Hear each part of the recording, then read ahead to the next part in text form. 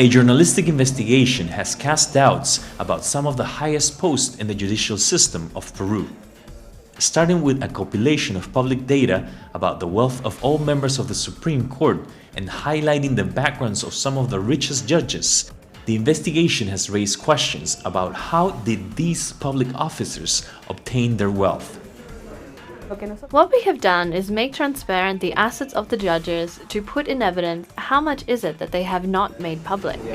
The investigation reveals that there are judges of the Supreme Court that have accumulated wealth well beyond their salaries paid for their public service.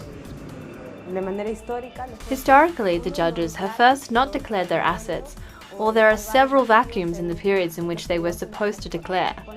And second, several of those who lead the ranking with the largest assets in the Supreme Court are judges that have a very polemic trajectory. Some of the wealthiest judges include Cesar Nostroza, who was investigated for illicit enrichment in 2011 and failed to declare all his property in 2009 and 2010. Ramiro de Valdivia, who was condemned for 4 years in prison for illegal meetings with a corrupt official in the 90s.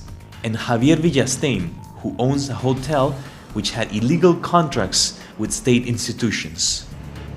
It's a subject about which they do not want to talk about, and we have sent information with requests to the Control Office of the Judiciary, to the Judiciary Power itself, to the Secretary of Communications, and to the judges themselves, so they can answer about these shadows or gaps that exist about their assets.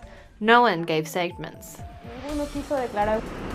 Similarly, Telesur attempted to get a response from these judges, but by the closing of this report, they have not replied to our requests. Rael Mora, Telesur, Peru.